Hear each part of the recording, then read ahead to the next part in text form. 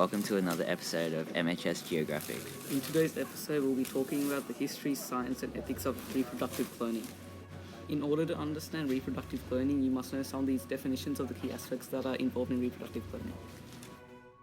Reproductive cloning: gene, cell nucleus, embryo, cytoplasm, somatic cell nuclear transfer, monozygotic twins, and uncreated egg cell. Reproductive cloning is defined as creating a genetic duplicate of an existing organism. A human clone would be a genetic duplicate of an existing person. A gene is a hereditary unit consisting of a sequence of DNA that occupies a specific location on a chromosome. Cell nucleus is the membrane-bound structure that contains the cell's hereditary information and controls the cell's growth and reproduction. Embryo is an unborn or unhatched offspring in the process of development. Cytoplasm is the material or protoplasm, which is the colorless material comprising the living part of a cell within a living cell, excluding the nucleus. Somatic cell nuclear transfer, or SCNT, is the most common cloning technique where a viable embryo is created from a body cell and an egg cell. Monozygotic twins are genetically identical twins. An uncreated egg cell is an egg cell that has had its own nucleus removed. The history of nuclear transfer cloning dates back to the mid-20th century. The first successful nuclear transfer was in 1952.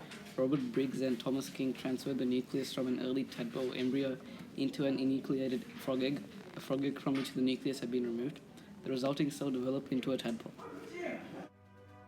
The first mammal created by nuclear transfer was created in 1984. Steen Wildsden used this chemical process to separate one cell from 8-cell lamb embryo. Then he used a small electrical shock to fuse it into an enucleated egg cell. As luck would have it, the new cell started dividing. By this time, in vitro fertilization techniques had been developed, and they'd been used successfully to help couples have babies. So after a few days, Wildsden placed the lamb embryos into the womb of a surrogate mother sheep. The result was the birth of 3 live lambs. This experiment showed that it was possible to clone a mammal by nuclear transfer and that the clone could fully develop. Even though the donor nuclei came from an early embryonic cells, the experiment was considered a great success. Lee Meng, John Ellie, Richard Stauffer, and Don Wolf created the first primate by embryonic cell nuclear transfer. Similar to previous cloning experiments, Wolf's team of scientists fused early-stage embryonic cells with enucleated monkey egg cells using a small electrical shock. The resulting embryos were then implanted into surrogate mothers. Out of 29 cloned embryos, 2 monkeys were born. One was a female named Nettie and the other was a male named Dido. This experiment showed that primates, humans' close relatives, can be cloned. Reproductive cloning usually employs a technique called somatic cell nuclear transfer. First, the nucleus of the egg cell is removed. Then the nucleus is removed from the somatic cell, any cell that's not a sperm or an egg cell, and is implanted into the egg cell.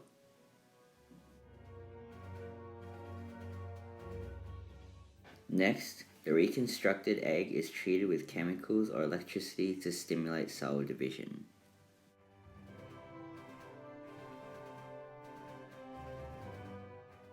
If the egg divides normally and forms a blastocyst, scientists will transfer it into a surrogate mother to develop it into a new animal.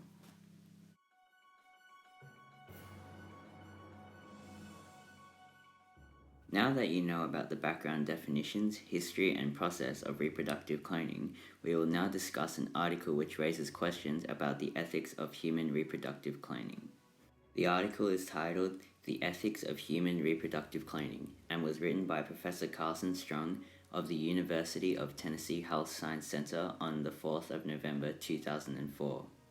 The author of the article determines if human reproductive cloning is ethically justifiable by discussing the objections and the arguments for cloning. Objections to human reproductive cloning are separated into 3 main categories. These are harm to the child, deontological objections, and consequences for the society. The harm to the child argument claims that cloning will hinder the child's well-being. It states that the child is expected to lead a life that follows in the footsteps of the adult who has the same DNA. This is harmful because it will block the child from following a path which may become more beneficial for their well-being. Also, according to the Tech Insider article titled "The Real Reason We've Never Cloned a Human," cloning is pointed out as being an imperfect science, and creating a clone would most likely be making a person with possibly devastating genetic abnormalities.